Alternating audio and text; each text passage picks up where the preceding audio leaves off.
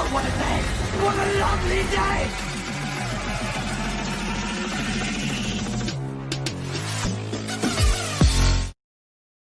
Welcome to Flat Earth Debate Live.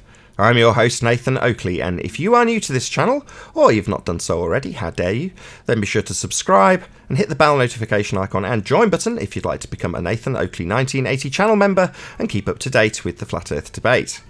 If you'd like to support the channel, there is a super chat that runs alongside each of these shows while they are live, and there's also a PayPal, Patreon and crypto link in the info box below the video.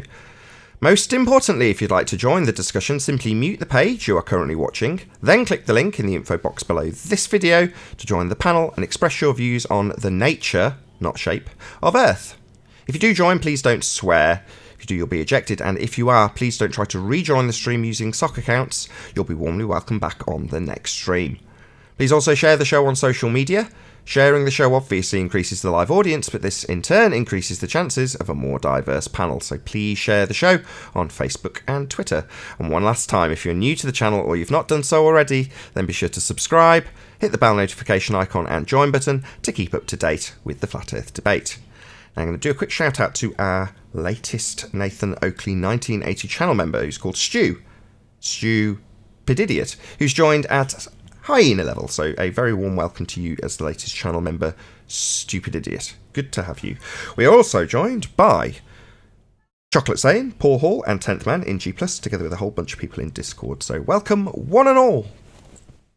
Hello, hello, hello. Good morning. Good morning. Good morning, good morning, good morning. Good morning. Good morning. Any signs of a physical geometric sphere edge horizon formerly known as Earth curvature? Not from SHAPE Belgium, which stands for Supreme Headquarters Allied Powers Europe. Any evidence of axial rotation of the Earth-based variety? No. Any evidence of the distance to the Sun? It's over there, but no evidence for the distance. Any evidence that you can have gas pressure without the necessary antecedent of a container to press upon? Does two containers prove that, or no? No, that's twice an affirmation that you require a container. Okay. But my bad then. Any evidence of a self-perpetuating molten iron core at the centre of a presupposed spherical Earth? They rarely do bring that up these days, do they? If ever. About 2 or 3 weeks ago it came up for a day or two, mainly because we forced the issue to be discussed, but no, it never gets just naturally kept. It doesn't just come up, no. Right. They'd rather talk about virtual water balls and all that. The horizons on that, supposedly. Any evidence of the R-value, Earth radius, the presupposition thereof? That's why the core subject doesn't come up, as they lost their R. There is Indeed. no R-value. The coroner is the black swan. Any scientific evidence of gravity?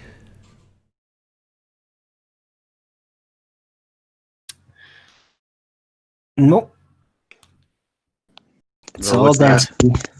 If you put the word unscientific, there is plenty of those articles. Any just so stories for gravity? Yeah, we'd be here all day. Last but Didn't by they no means discover the least, gravity particle? the gravity particle.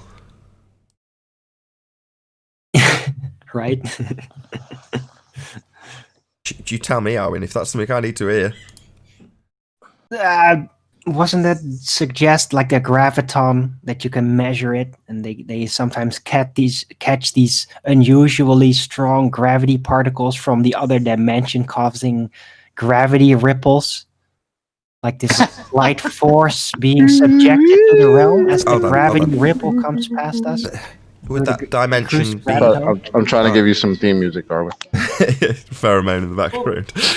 Okay, it's like But medium. graviton sounds good. Go on, despite everything. Go ahead. Graviton sounds good. Sounds great, but is the presupposition that's operating in this, you said, other dimension? Is that a conceptual dimension by any chance?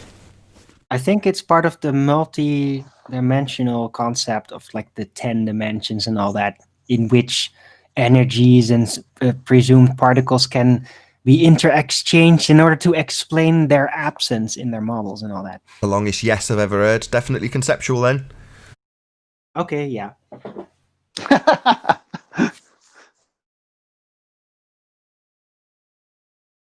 Did we get any single viable hypothesis from any of the fields of astronomy, cosmology, or astrophysics?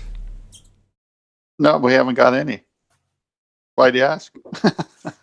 Because of the amount of just so stories that are claimed to be sides from their side of the argument. Nah, they just got office jobs and blogs.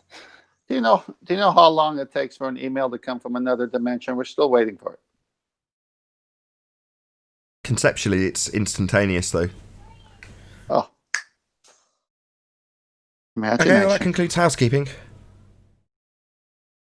Just quick question for Highlander. Why didn't you even try and challenge the idea that R's been debunked? You didn't even challenge that. You seemed like resigned to the fact that that's the case. Because you don't believe the Earth has a shape. What? It might have a shape. Hold on. Even if Hold on. two-dimensional, it would have a shape. Don't divine my thoughts. Yeah. That's not what I said. That's not. No. It might have a shape. I don't know what that shape is, was what I said. Clearly you didn't listen in the pre-show when I made it clear. I don't know. What I assert isn't a shape, though. It's an aspect. The plane that we live on, that's not a shape. Yeah, flat is just the description of the surface. You guys have a claim to a shape. Don't get that twisted. Highlander. Even back, by the way. if, let's say, for example, just for argument's sake, the Earth is flat, right? And we measure out what we've mapped out already, right? And say, right, this is what we've mapped out. This is a shape that we have discovered.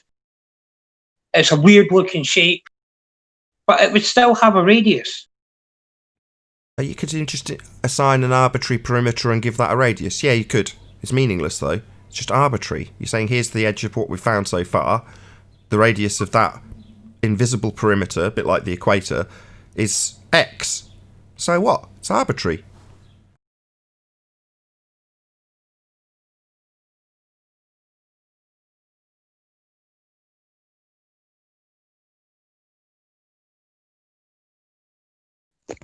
It's even less arbitrary than the equator.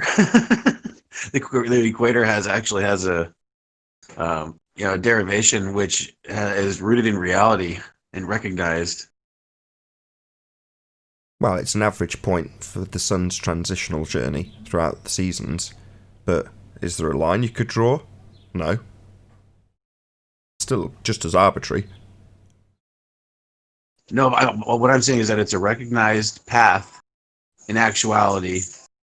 And you know what I mean? In our reality, the sun does exist, and we have, I guess you could even say a zenith angle would be arbitrary, but it's still a validated thing, right? I struggle with this word. It's called a convention. We've derived a convention of this line on the ground that's imaginary called the equator based on the trajectory and path of the sun.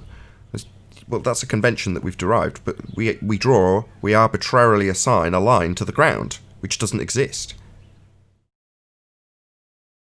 Yeah, but it's based off of the sun, which does exist, instead of being based off of what we happen to have found at its limits and then creating an R. I see what you're saying. It's got slightly more validity. At least it's based on something rather than literally an arbitrary perimeter that we draw that has no meaning or significance in any shape. Whereas the sun, at least you can say, well, it's based on this. Exactly. Can I ask Highlander a question if he's willing to do a little back and forth? He's very reasonable today, actually. Highlander, are you game? When you go, Okay. So how does the Earth present itself to you? we say it's obviously and observably flat and motionless. Do you sense that when you look out at the ocean, say from a seashore? No, I would not say that, because it depend. Like, if you ask someone from Holland, they would say, "Yeah, it looks flat to me." Yeah, because where they live, the way the land is, there's not very many hills, mountains, what have you, so it looks flat. But where I live, nothing looks flat. Okay, So you're not you answering can't my determine question. You're not. the Hang on, Earth hang is on. flat based Highlander, on one Highlander, observation from one area, and to do so is dishonest. Okay, hold on just 1 second, 10th man. Just wanted to let him get to the end of his statement. He obviously wanted to poison the well at the end, so fair enough. I think he has answered. He was poisoning the well at the end. Highlander, you obfuscated my question. I know your arguments well because you have said many times you live on the hilly area. So that's why I chose the ocean and the seashore on purpose, knowing you would go to the hills and topography of where your house is. Now, let's stay in the confines of the question. Have you ever been on the seashore looking at the ocean and seeing a horizon in the distance? Have you ever done that? Yes. In that specific arena, does the Earth present itself to you as flat and motionless? No. Because Why when you not? look over the water's not flat and still, is it? It moves constantly. You're being an idiot right now. No, he's Why? not. No. There's nothing he said that's unreasonable so far. Does it seem flat? Well, from where I am, no. Yeah, he ignored the caveat about being at the ocean. He's been asked if it seems flat and motionless. He's focused on the motionless bit and said no. Why is that being... That's not being awkward. That's being honest. What's wrong with that? Well, the We know what motionless that I 10th was man's getting referring at. to. Hold on, 10th. Tell us, Neil. What's 10th man getting at? He's not talking about the ocean moving. He's saying, how does the world present itself when you look out at it? From the seashore. I've got to be honest, Neil. I see the question as irrelevant. I mean, I'm obviously tolerating him asking it, but who cares? His perception of it, in terms of what it feels and looks like, one man's opinion. Well, this is why the back and forth is needed. So let me go on to his response. Fine, go ahead, 10th man. Okay, so Highlander, I'm not talking about the motion of the waves. You might have a storm and see a lot of waves. You might be a very calm day and it's hardly anything happening on the water. I'm talking about the Earth spinning, rotating at, say, 1,000 miles an hour if you're at the equator, or a little bit higher, might be 800 miles per hour as it's told to us. Do you sense that the sky is moving above you with clouds and stars and sun and moon, or do you sense the Earth is moving underneath you through your senses? That's the motion I'm talking about, not what the water's doing.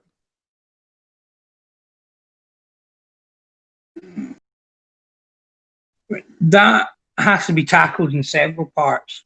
As for the clouds and stuff, well, we know they move independently. Yeah, different winds push clouds in different directions. As for the Earth rotating, well, I'm on the Earth, so I rotate with it. Yeah, the speed of the Earth is extremely slow.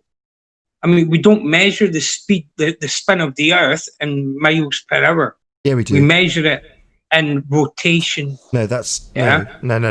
Hold on. Stop. You're conflating two different terms. You're conflating rotational speed with tangential velocity. So RPM versus miles per hour. Rotations versus speed. So yes, you can absolutely qualify. It is very fast. It's 1,000 miles per hour at the equator. The fact that you can qualify that as 15 degrees in RPM doesn't mean it's slow. 1,000 miles an hour isn't slow.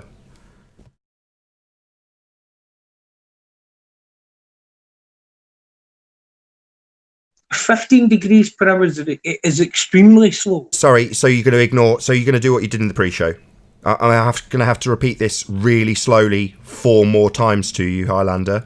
You are conflating 2 terms. The velocity measured in RPM is not the same as the speed measured in mph. So while you can conflate these 2 terms to make it seem slow by giving it in degrees an hour, RPM, that doesn't change that in mph, miles per hour, it is claimed to be total nonsense. 1,000 miles an hour that you can't detect in any way, shape or form at the equator.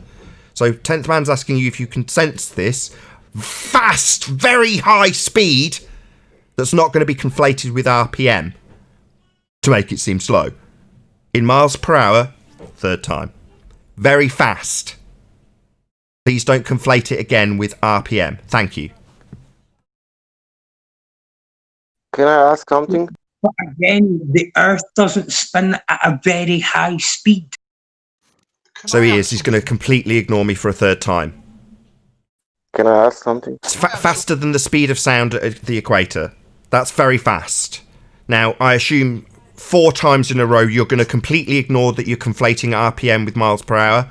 You're going to completely ignore that. You haven't acknowledged it, there's been a pause, and then you've reasserted the same exact claim that's been demolished by rebuttal by me 3 times. You're going to assert it a 4th time, Neil? It's getting tedious. Not Neil, sorry. Highlander.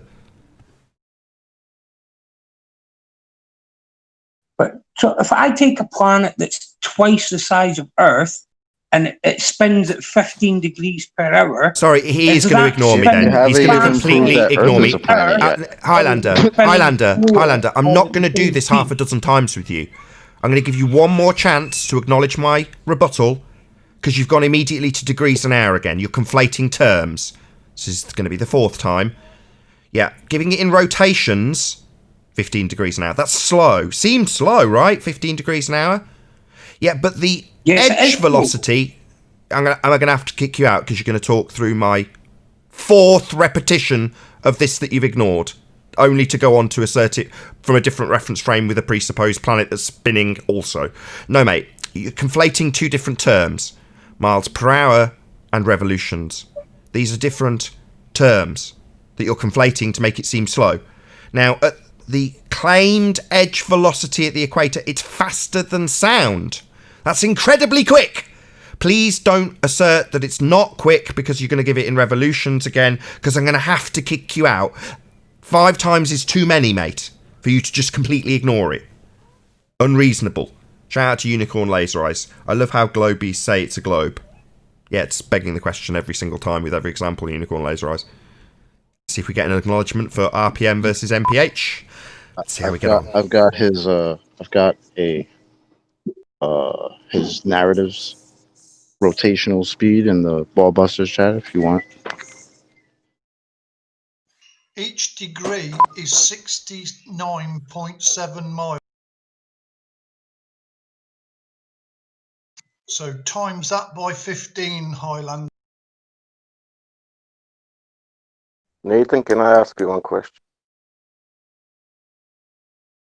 So you want to kick me off your show because I don't agree with you, Nathan? Sorry, this isn't an agree-disagree situation. Yeah, these 2 things, revolutions and miles per hour, are completely different. One gives you the speed in miles per hour, one gives you the revolutions. They're different things. This isn't agree-disagree. You are conflating terms. That's a fact. Now, I appreciate that your pea-brain intellect is too slow to understand what I've just explained to you 6 times.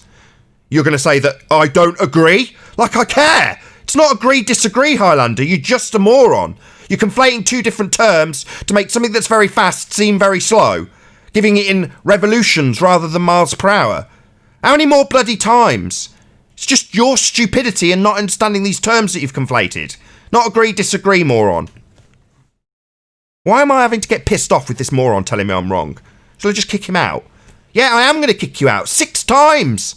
Is it reasonable, any member of the audience, that I tell somebody something that's fact Absolutely 100% accurate. 6 times for them to only assert that it's not agree, disagree. Maybe I'll just disagree with that. What's the difference between miles per hour and revolutions per minute or per day or per any measure? What's the difference, Highlander? Are they the same? The difference is how you're trying to look at it. What, you're trying to look at it as going slow, you describe it in revolutions. Yeah, that's my point. You're trying to look at this as slow, so you're describing it in revolutions. That's my point. Depends how you're looking at it. What, slow? Because you can't feel it. But fast in the rhetoric.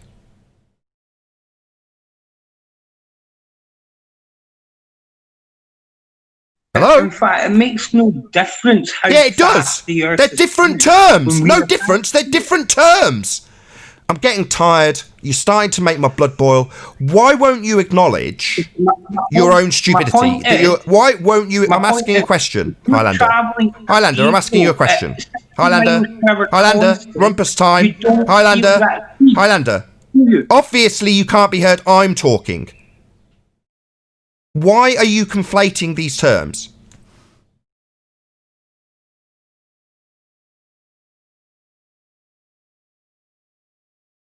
Basically, Nathan, Maury. if you're travelling at a constant I'm going to speed, kick him out.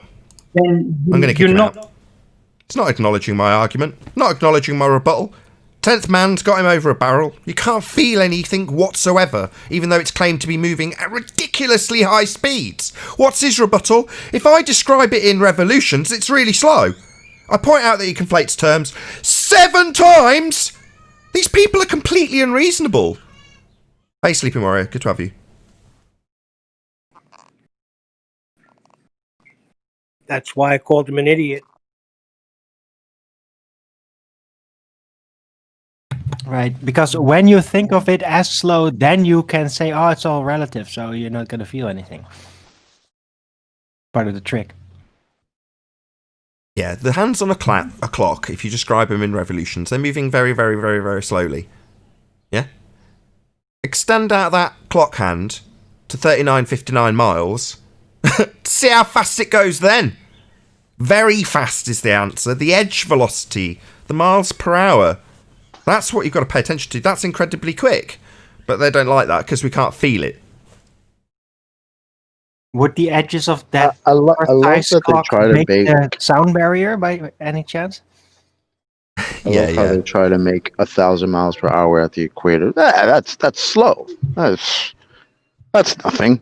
It's like what? That's 1,000 miles per hour. I have one question for him.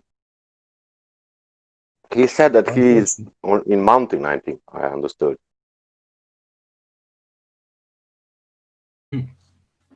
Say But again. then you said that you are in mountains or something, that you are not on the beach.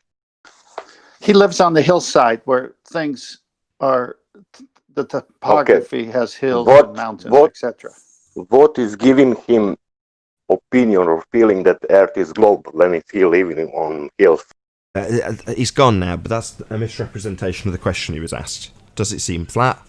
Well, no, it's very hilly round by me. He just ignored the No, caveat but the 10th man gave about what the beach. giving him opinion that Earth is globe if he's living on hills?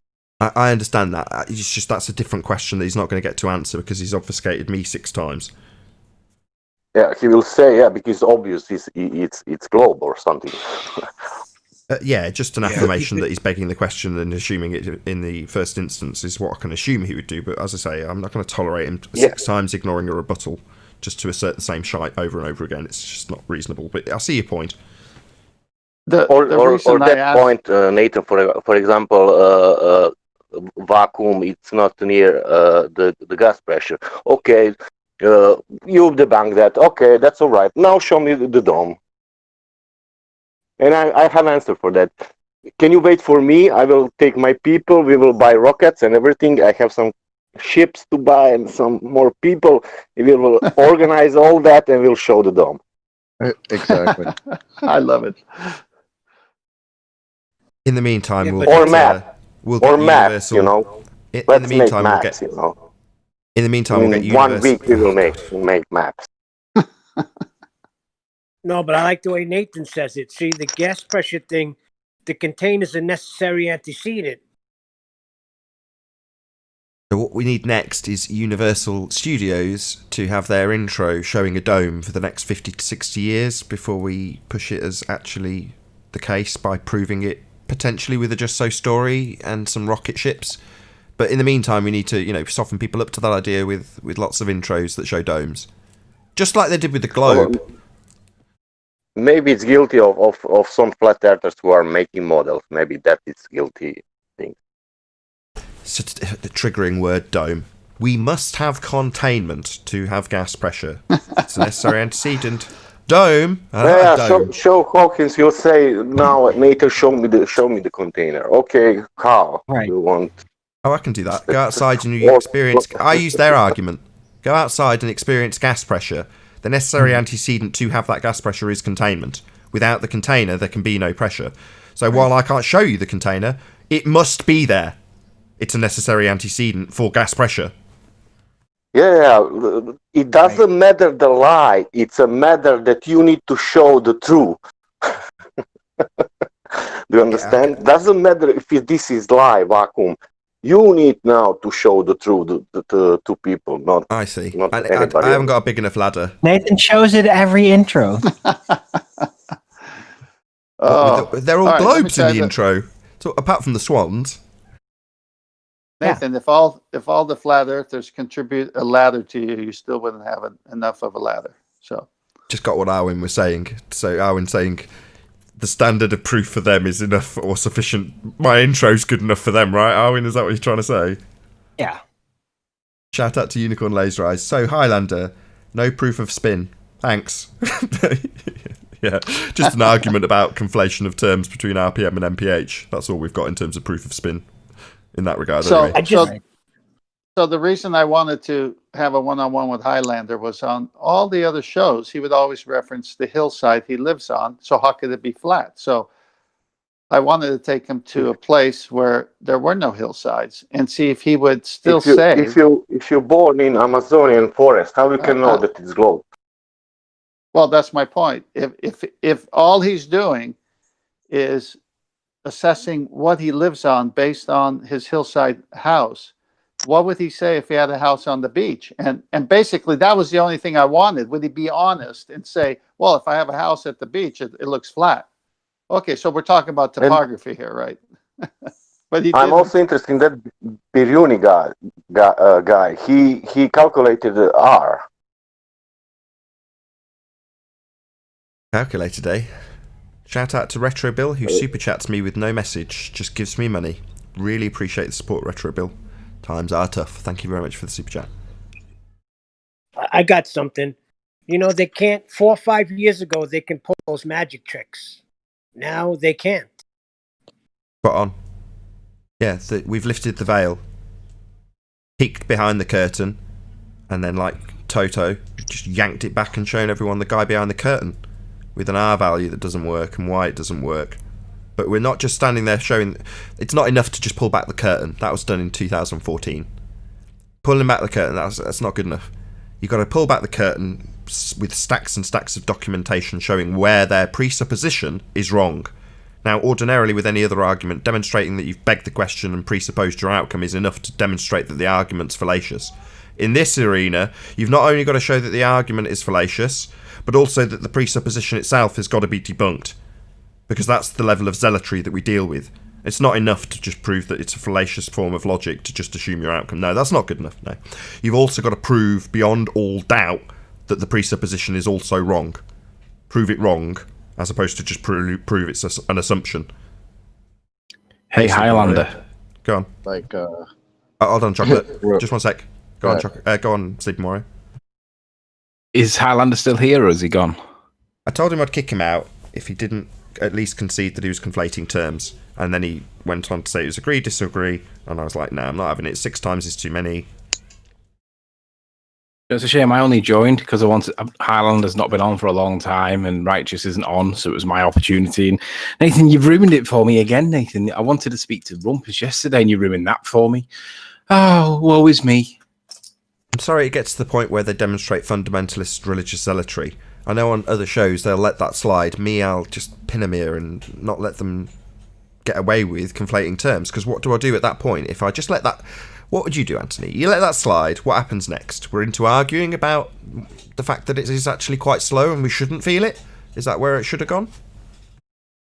Well, no matter what you do, you get criticised. If you allow them to peg the question and run with their nonsense, you get criticised for not nipping it in the bud.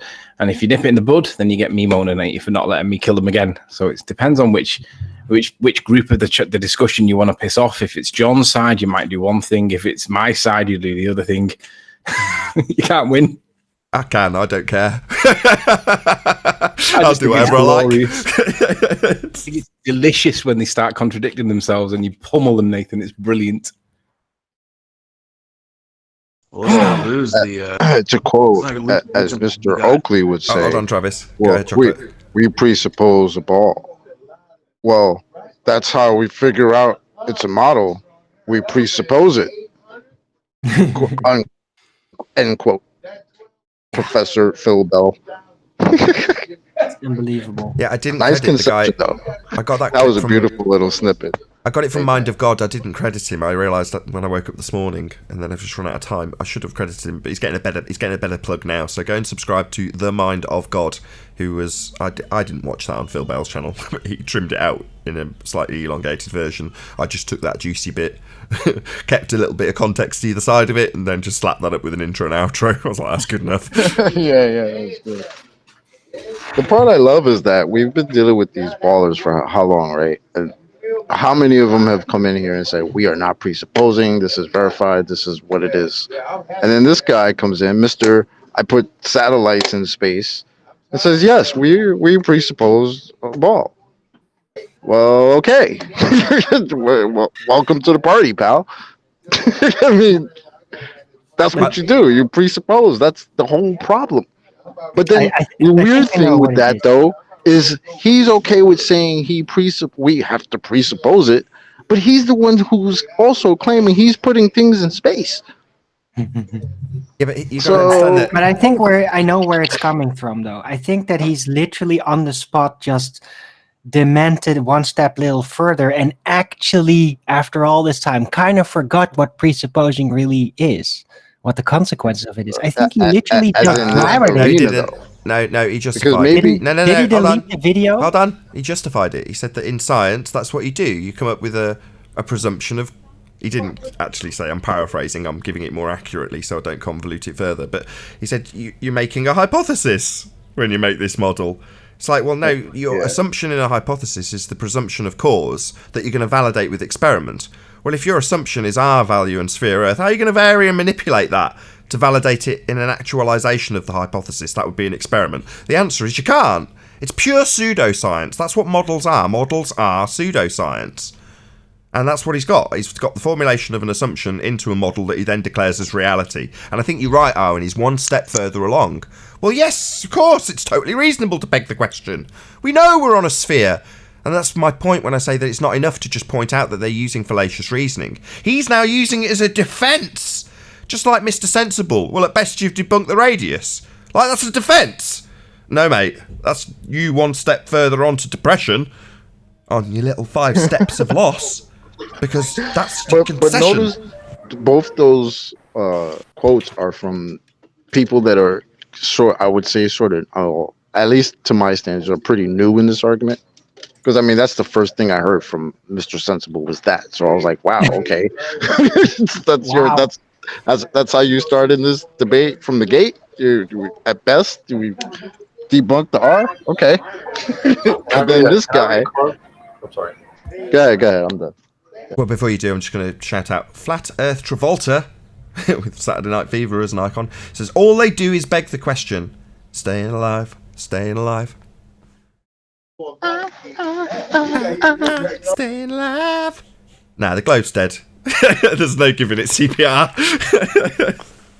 To me, it's a bunch of jive talking. He was like, I was interrupting somebody when I shouted out the super chat, but thank you all the same, Flat Earth Travolta. Did you want to present something, Paul? You've got something up. Yeah, I got something up. It's from ThoughtCo. A model is used for situations when it is known that the hypothesis has limitations on its validity. So if your hypothesis has limitations, then you just introduce a model. That's what you do. Is that what they were telling us when they were all these years when they were saying, well, we have a model. Yeah, we have limitations. That's what I hear. Oh, we have a model. Oh, so you have limitations on your hypothesis. Well, welcome to the club. Yeah, but that was his justification. He's saying this is the formulation of hypothesis when you design a model with an assumption, in this case the R-value. Well, their assumption isn't going to form a hypothesis. A model's made when you have a limitation on your hypothesis. His justification is just incorrect. Yeah, I wonder what part of the hypothesis could we fantasize over that might have limitations to it. Maybe that gas pressure without somewhat holding it in. That might be a limitation. So we have to model it with a bit of maths, and we'll call it the Boltzmann formula, and we can calculate it instead of actually demonstrating it. They haven't got any demonstration for gas pressure without a container, but they'll calculate it, and morons will think maths proves things. No, it doesn't.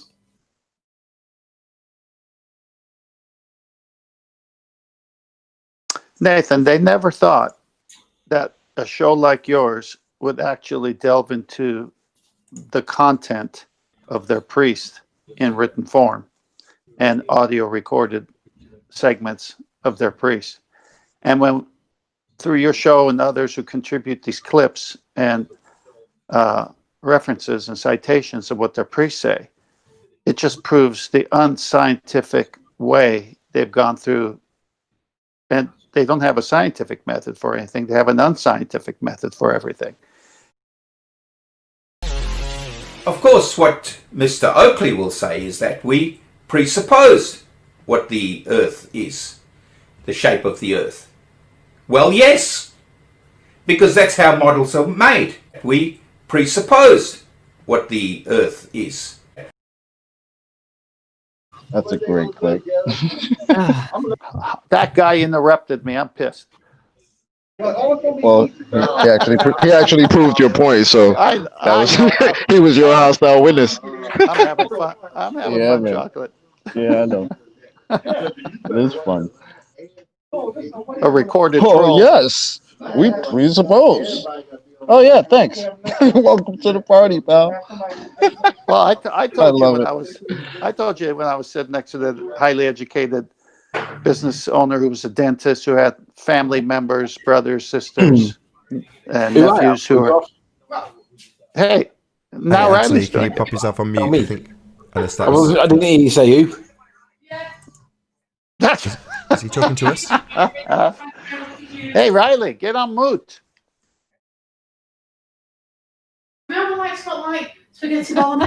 Go back to sleep, warrior. I want to hear his conversation. Sorry, was I doing what I shouldn't have done? Hot mic. Man, yeah, you were a live hot mic. What? So you could hear the clip I was listening to? Yeah, you were disturbing me in the middle of my sentence. I'm so sorry. I don't know how that's happened. All right. Anyway, so this highly educated person looks to me after I go through the scientific method and gravity and disequilibrium, all the stuff we talk here. I just had a good half an hour, I think, with him. And this other guy next to him was listening. And the educated guy looks at me, he says, "Where'd you get your schooling from? You're highly intelligent." You should have told. I said, "I'm a farmer. I just went to high school." He goes, "No way. You know too much. You know more than my family members who are going to universities." And it was such a compliment he paid. And I shared that story that one time, and I share it again now. To say, when you come to this show and Nathan's got his foot on it tight, meaning he won't let something be going on if it's conflating, like you saw with Islander and all this. It's become a very educational place where we go and take what they say is science and we dissect it every day and we find out how unscientific their ways are. And then through that, we find out what real science is. So kudos to everybody here who is keeping it true. Well, I gave props in the pre-show. I mean, I'm so privileged to have people like Sleeping Warrior, Arwin, Bev Try Thinking, everybody on the panel, including Chocolate with all his quotes. This stuff just comes to me. I've hardly got to do anything in terms of research. So why just shout out people like Bev and more recently Brian, because that's work, you know, that's graft, and they're just giving it to me. Same with Quantum Eraser. Biggest shout out to him. The amount of hours he sat down with me and explained things over and over again while I'm like, I don't understand. You know, that stuff is people's time dedicated to me understanding better, and it's like, what am I giving back in return? Well, I'm the show.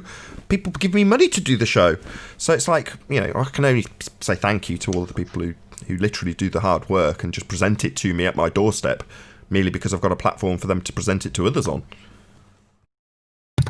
Yeah, well, you can pay us back by just continuing your typical trademark Nathanian mauling and live dissecting of baller idiocy.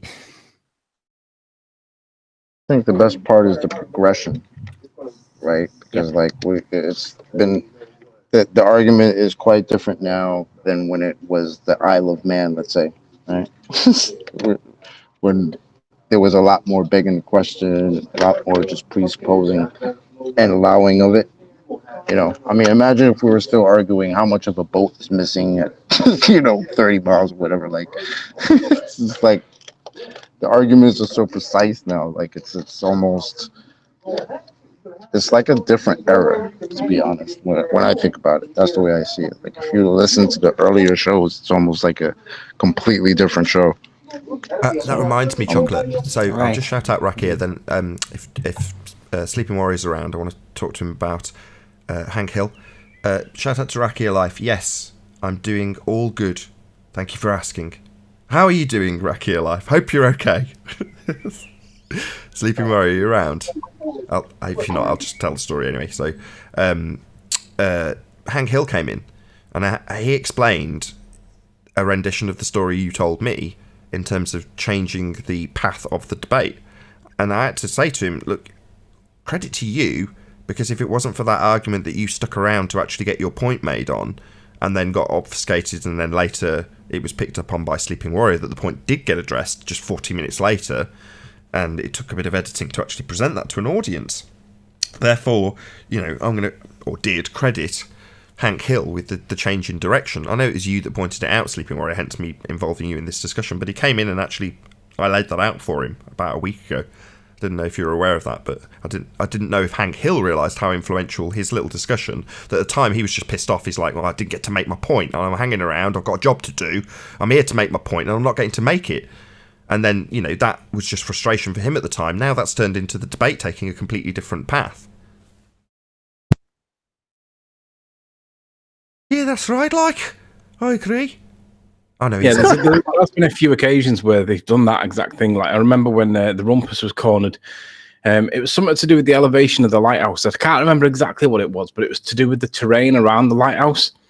Nathan, you might remember it better than me, but Rumpus was getting absolutely pummeled in the corner, and we started to apply it. So rather than let the point just wander off into obscurity and Rumpus weasel his way out of being cornered, we just held him in the corner and pummeled him. I can't remember exactly what it was, Nathan. You'll probably remember. But yeah, turning points are there. Let these guys hang themselves. And when they do hang themselves, I mean, if I make a mistake, I get crucified. So why shouldn't they? Yeah, exactly. That's where the toast to the fire thing came from.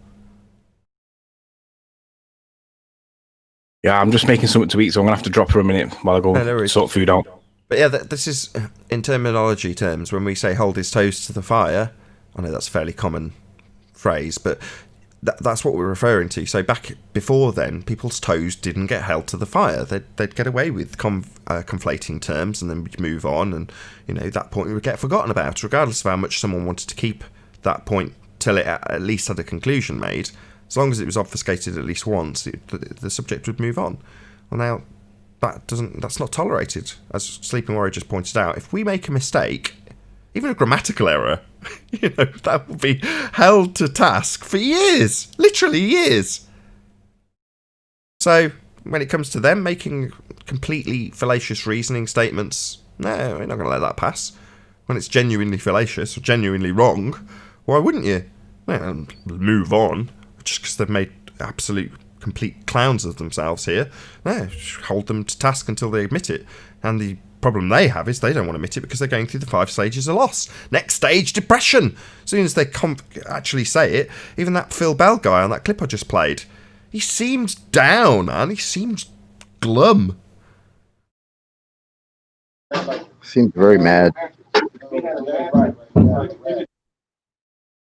They say it's presupposition. Well, it is! Absolutely! How dare you point out how much we beg the question. Well, thanks for that. I can see how you would be very annoyed in your tone while saying it. I can't wait for Rumpus to come here so I can ask him about that. Ute was quick to point out again that Sleeping Warrior had Rumpus over a barrel in like show 80. Are you going to apply R? Yes, I am. Isn't R just a presupposition that Earth's a sphere? Yes, it is. So check out Ute Cube's channel. He's got a clip of that exact from debate number 80 or thereabouts. He was quick to point it out on that very clip that we're discussing with Phil Bell. So Ute's comment was, yeah, this is old news. You know, the fact that they admitted to it being a presupposition was very well established a long time ago. And it was, like I say, it's not enough to just point out their fallacious reasoning. You've actually got to debunk and make the use of this presupposition untenable, which is where the black swan comes in. We've made the use of the R-value, can't justify it anymore, it can't be used, it's an untenable argument. You can't do geometry without geometric horizons and tangents. So, you know, we've made it unusable. Not just pointed out that it's fallacious reasoning and they're just begging the question, which they even admit to, because they just say, yeah, well, we know it's a sphere. Well, no, you can't know it's a sphere. Your way of deriving Al-Biruni. Let's just play that clip again, shall we? Shout out to Quantum Eraser for sending me this clip, which if I can find it, hopefully. This is good. Was it in Ballbusters? I believe it was. The Al-Biruni one? Yeah, we'll just play it. Yeah, I think it's a Ballbusters. Yeah, I've got it. For June 2020, Gem Panda, Mr. Bird's Humping Natural Experiment, and Knowledge is Special Belief, now with his current thesis defense. Nobody has ever determined the shape or size of the Earth by making an observation of the horizon. We've never done that. We've never, ever done that. What in the world? Absolutely priceless. Ladies and gentlemen, this bozo's been out here for 5 years defending the disheveled ball-tard spinning space monkey religion and doesn't even know where or how his fairy tale radius came to be. You can't make this shit up, folks. Like I always say, just let them open up their incoherent pie holes and they'll do your work for you. Nathan is telling you that because of the black swan, we can't know the radius of the Earth, when we have never, ever determined the radius of the Earth by measuring the distance to the horizon. Never. No one has ever done that ever in the history of humanity. Al-Biruni. Al-Biruni. Al-Biruni. Established where? Al-Biruni. Al-Biruni. Al-Biruni. Show where that's established. Al-Biruni. Al-Biruni. Al-Biruni. You're not talking about a water level. You're talking about measuring the radius of the Earth by looking at the horizon. Show where that is established in any way. Al-Biruni. Al-Biruni. Al-Biruni. I think it was never, ever determined by observing the horizon. Al-Biruni. Al-Biruni. Al-Biruni. Yeah, there's this dude. That's hysterical. Yeah, it's getting freaky now. This dude called Al-Biruni. Why didn't any of his ballers correct him? They probably don't even realise themselves.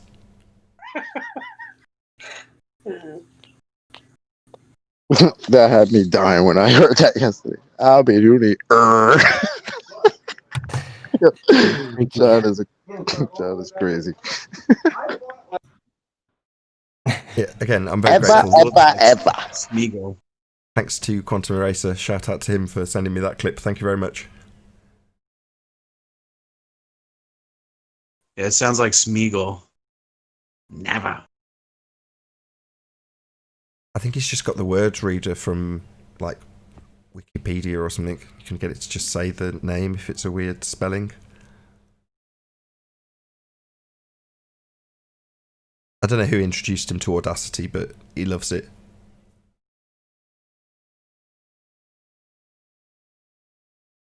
That was pretty funny, though.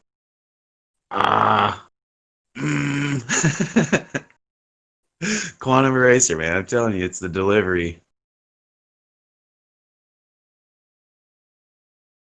But I'm almost certain I've heard Jan Panda arguing for dip angle. So clearly he's just argued an argument that he doesn't understand the root of, or the historic root at least, in the form of Al-Biruni. I had no idea who that guy was until your show. Yeah, don't forget when you get them in direct conflict with each other, they'll just completely obfuscate it, or they'll get to a very narrow part within their point and then say, well, I suppose you could see it that way. And nobody actually remembers what the original point was. And the original point will be really something simple, like straight doesn't mean curved, for example. Gas pressure needs containment, for another example. These simple points that they basically argue or debunk their model, they start arguing about the minutiae within their begging the question argument, and then people forget about the bigger point. They do it all the time. Yeah, and as long as they can keep you on the red herring obfuscation or the strawman argument for as long as humanly possible, and if it's ever attempted to get back onto the track of the actual point, then instant obfuscation will ensue in terms of discord, rumpusing, and talking over your opponent, because that's the last thing they want. They don't want you to get back onto the point to labour it. They want to stay on the obfuscation tactic, regardless of whether or not they win or lose the red herring argument, because it doesn't matter to them. That's why they talk complete nonsense when they're making those red herring arguments. Like talking about cups making indents on tables. That's something that's needing to be focused on. So it's not focused on net force zero, no acceleration, no proof, no scientific evidence of gravity. That's what you need to focus on. Well, they don't need us to focus on that. They need us to focus on the minutiae of whether or not a coffee cup will leave a dent in a table. Because that load of old nonsense is going to prove what exactly?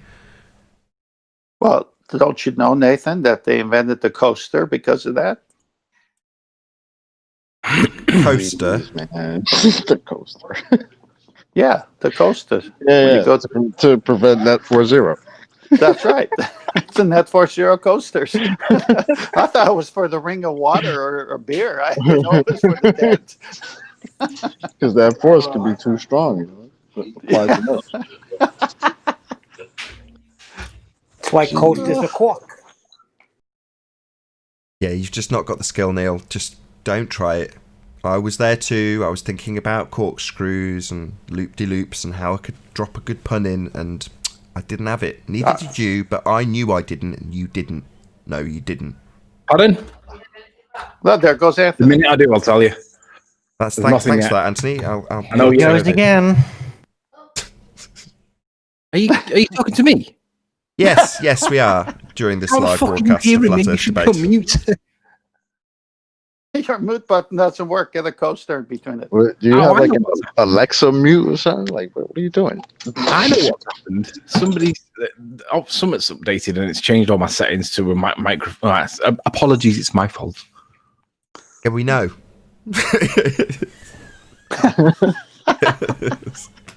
I wasn't blaming the 10th man. Can you guys hear me now? Yes, we do hear you. Should we be hearing you though? No, we don't hear you. Right now, but for some reason the levels are not bouncing up and down when I'm talking. But you can hear me. But if I mute myself now, you won't be able to hear me, will you, Nathan? Cocksucker Womble. For the audience's benefit, what I need now, right? We're at the 55th minute of the show, right? And in the next 3 minutes, I'm going to be asking an audience that is yet to be watching the show to stay tuned for this extremely riveting cliffhanger that I'm going to leave the show on, right? Me playing around with my sounds. Yeah, it's just that's going to encourage everybody to stay tuned, isn't it? Yeah, stay tuned for the next 10 minutes. You'll get me saying, "Can you hear me?"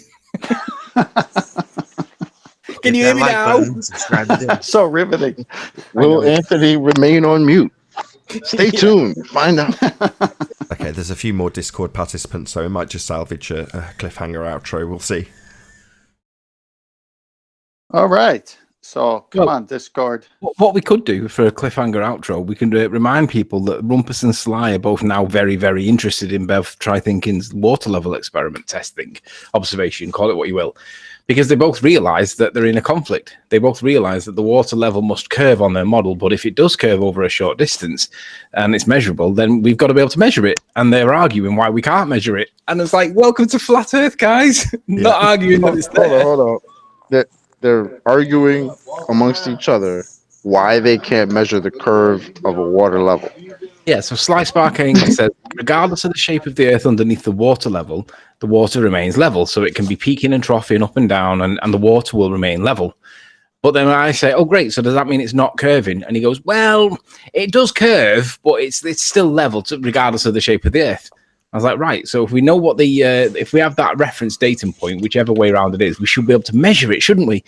And they start arguing for why they can't measure it. And then we say, but hang on a minute, aren't we meant to be curving? And if we can't measure it, how do you know that we're curving? And the ultimate answer, of course, is they just assume it or demand that we accept that we are curving, but they can't demonstrate it. Yeah, they presuppose it, and they demand that we accept their presupposition. Hey, Brandon, by the way, good to have you. Hey, Brandon, can you hear us? Hey, sorry. Hey, Nathan. Yeah, I just popped in. I didn't realize you guys were live. I was coming to see what was going on. Yeah, just doing a live show. Or we were until you said cool. that. So with that, I'm going to say a huge, massive, enormous thank you to both Discord and G+ panels for making this live show possible. If you are watching on the Nathan Oakley premiering stream or the Nathan Oakley 1980 premiering stream, then stay tuned, as there will be an after show to follow. As I say, unfortunately, if you're watching this live, this is where we bid you farewell. A huge, massive, enormous thank you to all of you who smashed the super chat, liked, commented, shared, subscribed, and all that good stuff. Be sure to check out nathanoakley.com and the Flat Earth Debate Forum to keep up to date with the community debate. I've been Nathan Oakley. Stay tuned if you're watching on the premiering stream, and I'll see you all in the next video.